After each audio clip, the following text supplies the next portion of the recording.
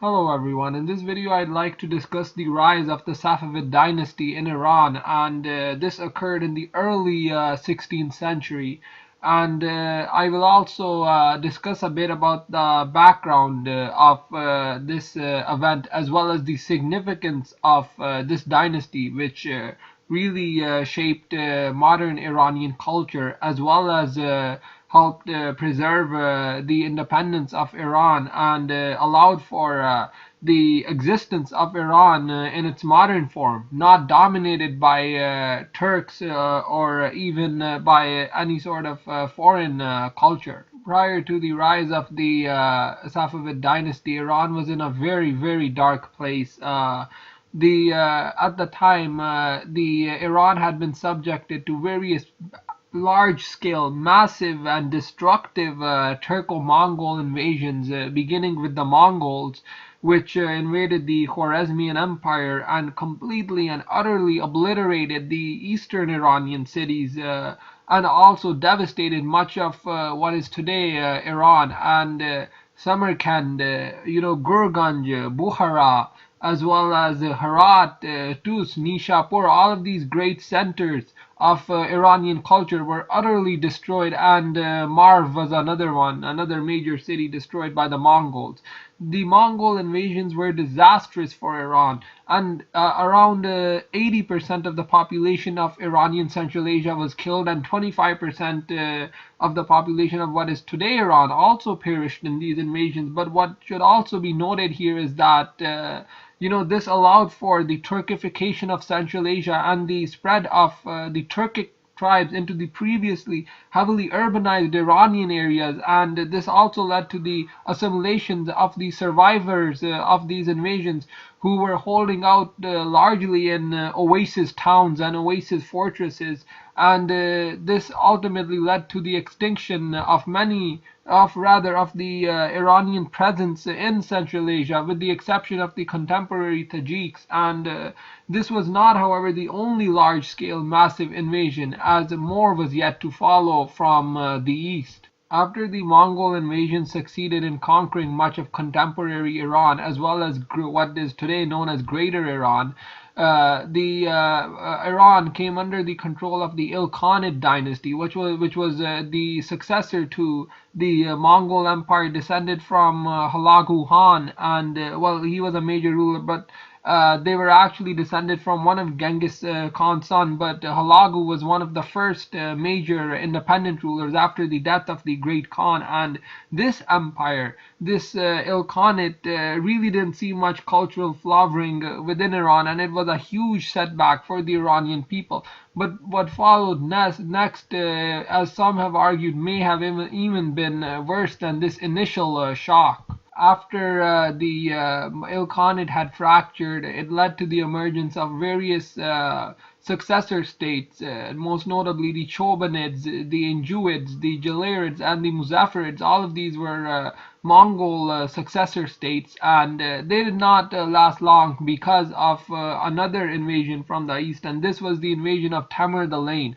Timur was a Turco-Mongol who was born on the steppes of Central Asia. He claimed descent from Genghis Khan in his maternal line, though this is unlikely, and once he arrived in Iran, he completely and utterly devastated much of the nation, most notably massacring between 70,000 and 200,000 inhabitants of Isfahan, and completely and utterly decimating much of the Iranian population. Only Shiraz and a few other cities of importance survived this invasion, and what resulted was again massive depopulation.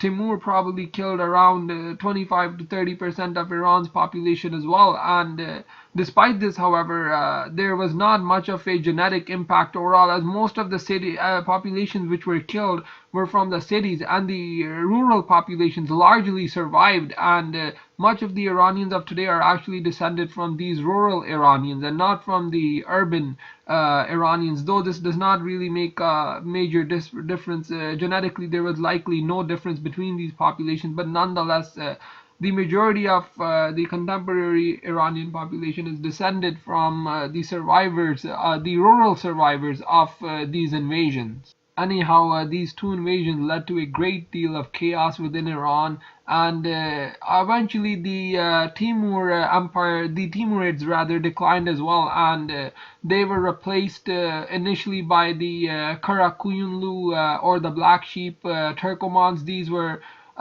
was a Turkoman dynasty, an Azerbaijani-speaking Turkoman dynasty centered in northwestern Iran, and this was a Shiite dynasty, but they were ultimately replaced by the Karakuyunlu, or the White Sheep nomads. Not Karakuyunlu. These were the Karakuyunlu, but they were replaced by the Akuyunlu, who were the White Sheep nomads, and this dynasty was founded. This was another Azeri-speaking dynasty, and it was founded in 1378. It managed to overwhelm the Akuyunlu and established its rule over much of Iran. Now, during these Turkoman dynasties, there was really no culture, no sense of cultural identity. Most people just wanted to survive, and the situation in Iran was very bad. And over time, had these Turkoman remained in control, they would have likely Turkified most of the Iranian population.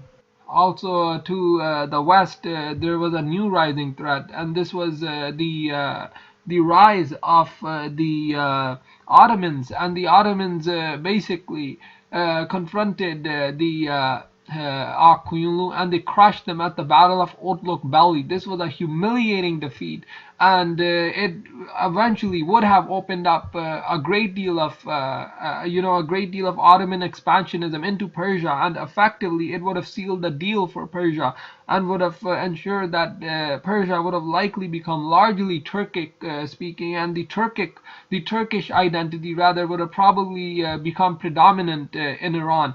And this was the situation of Iran just before the rise of the Safavids. Now I will get into the origins of the Safavid dynasty. So the Safavids had Kurdish roots, and their origins lie in Sheikh Safuddin Ardabili, who was the founder of the Safaviya order, and his order expanded. Initially they were Sufis with a Shafite leaning, a Sunni leaning basically, but over time they adopted the an esoteric Shi'i worldview. You can call this the Gulat. These were the Gulat Shi'i sects because of their esotericism. It was not tolerated by mainstream Muslims, quote unquote mainstream. But anyways, this transformation took hold on the Safaviya order by the time of Sheikh Junaid and Sheikh Haydar. So these are the grandfather and father of Shah Ismail. But basically what ended up happening was, once this happened, once there was a Shiite identity established within the Safaviya order, they managed to gain the support of many of these Shi'i warriors, these Shi'i Turkish warriors known as the Kizilbash, or Turkic rather. These were Turkic warriors, and the Kizilbash helped Shah Ismail come to power and establish the Safavid dynasty in Iran. In 1501, Shah Ismail managed to defeat the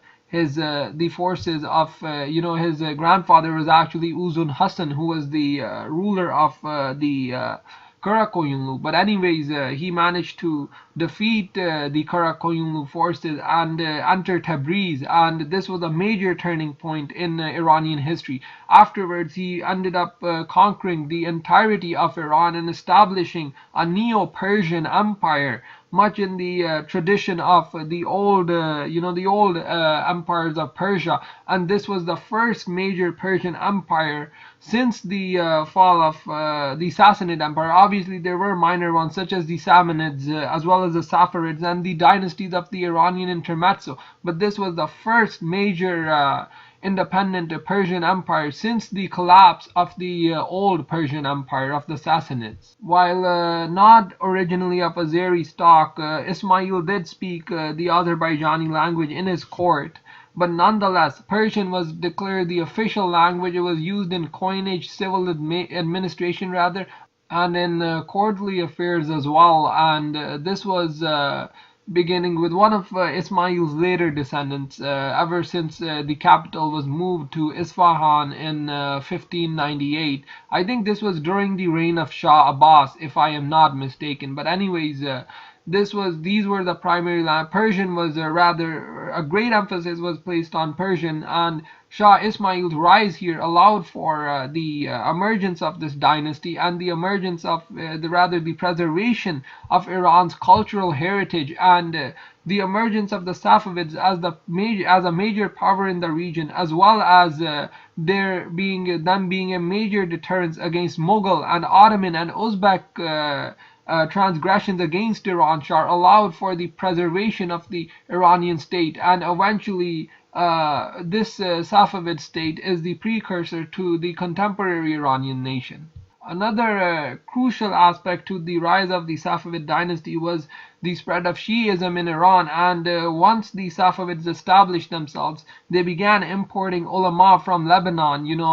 There were not many Shi'i ulama in Iran, but nonetheless they imported a few hundred thousand, not thousand, but I think a few thousand, I guess, of the ulama from Lebanon, and they managed to spread 12 Shiism across the land, sometimes by force, sometimes not. But even though there were many forced conversions, even of Zoroastrians and other minorities, and I think this was a major, this is the only bad aspect I see of the rise of the Safavid dynasty. Nonetheless, the spread of Shiism in Iran allowed for the preservation of the Iranian culture, allowed for the preservation of Iranian traditions, and also allowed for the preservation of the Iranian nation state as it exists today. Had the Safavids not rose, the Iran as we know it today probably would not even have existed. Iran would have likely been a collection of tiny states, or it could have even been a